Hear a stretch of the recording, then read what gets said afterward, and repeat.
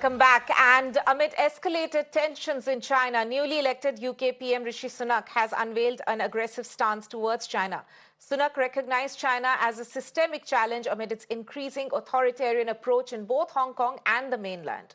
Rishi Sunak also condemned crackdown on protesters while also criticizing a recent assault on a BBC journalist. We also need to evolve our approach to China. Now, let's be clear, the so-called golden era is over, along with the naive idea that trade would automatically lead to social and political reform. But nor should we rely on simplistic Cold War rhetoric. We recognise China poses a systemic challenge to our values and interests, a challenge that grows more acute as it moves towards even greater authoritarianism. Instead of listening to their people's protests, the Chinese government has chosen to crack down further, including by assaulting a BBC journalist. Right, and on the show, I am joined by Mr. J.K. Tripathi, a former ambassador. Sir, thank you so much for joining us for this discussion on Mirror Now. Sir, if we can just take out the salient points of what Rishi Sunak said. In fact, saying that the golden era of the UK-China relations are over, and also commenting on the increasing authoritarian regime in China at the moment, especially, of course, under the Xi Jinping government. Your first reaction on the importance or the significance of this comment coming in from Rishi Sunak? You see, Rishi Sunak has rightly said that golden era golden era of relations with China is over, which was initiated by David Cameron. But then Rishi Sunak also sounded to be a little soft about China, because he said, as I have studied, he said that we'll have to improve. It would be wrong to simply ignore China's significance in world affairs. And he said that we will manage the shaping competition, including diplomacy and engagement. That means he has not ruled out the diplomacy and engagement. This diatribe of Sunak about end of golden era is just to say that, tell that his constituent, his constituency, his public, that look, we are not going to budge down. Though he has budged down, if you remember, when it was a competition with Liz Truss, he almost overtook Liz Truss in criticizing China. And he criticized China more vehemently than Liz Truss did.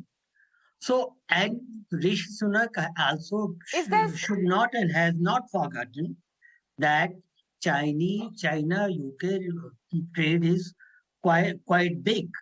I mean, till last February 2022, China-UK trade was 92 billion pound sterlings, out of which Chinese export to That's right. So UK was 65, and rest was a pittance export from UK. So Sunak does not forget and should not forget this, and that is why he is behaving. He is showing a softer corner towards China than earlier he did. Yes. Right. In fact, very interestingly, Mr. Tripathi, you are saying that this is actually a softer approach, especially keeping the trade relations aspect in mind. And of course, let's not forget that repairing the economy is the main plank on which Rishi Sunak is actually occupying the post that he is as of now.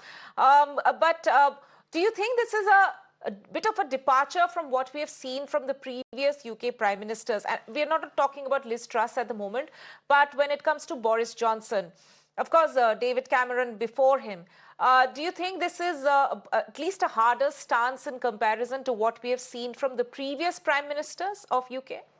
Well, this is harder stance when you compare it with David Cameron's, but not Liz Truss or not her predecessor. And as I said, that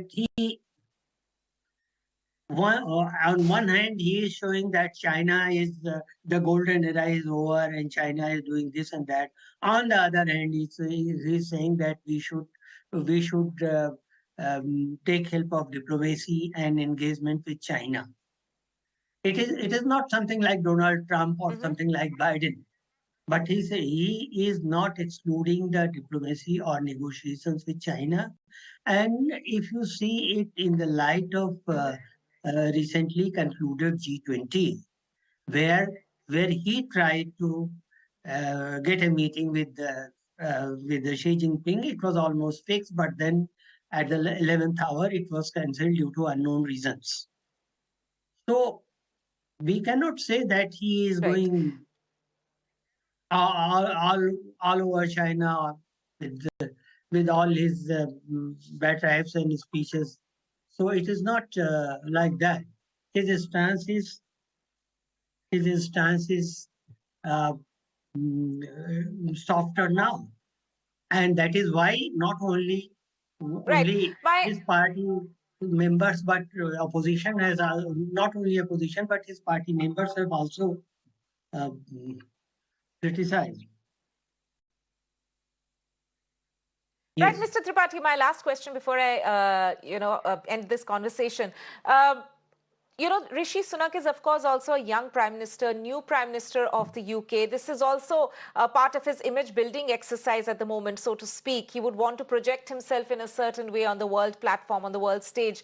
Of course, he's a known figure already in UK politics and in world politics, but this is his first stint or the first few months of taking over the top post in United Kingdom. So how do you think, as fitting into his strategy of being seen as a world leader, what does this show or what does this tell us about Rishi Sunak? But this shows that Rishi Sunak wants to criticize China. At the same time, he wants to not eliminate the possibility of negotiations, and that's why. Therefore, uh, he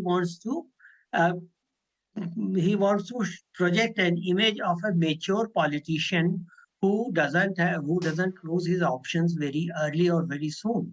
So that is what he wants to project. But the task ahead of him is very difficult, given economic slowdown of Britain and adverse effect of Russia-Ukraine war, where Britain has almost Right. given about I think 7 billion pounds assistance to Ukraine. So he wants to project that he is different from all other politicians. He has out of box thinking and he can deliver. That is what he wants to show to his constituents as well as the world leaders. Right. So that is, of course, an image he would like to inculcate right in the beginning. Mr. J.K. Tripathi, thank you so much for joining us for this discussion that we are having after this significant comment being made by the UK Prime Minister on China.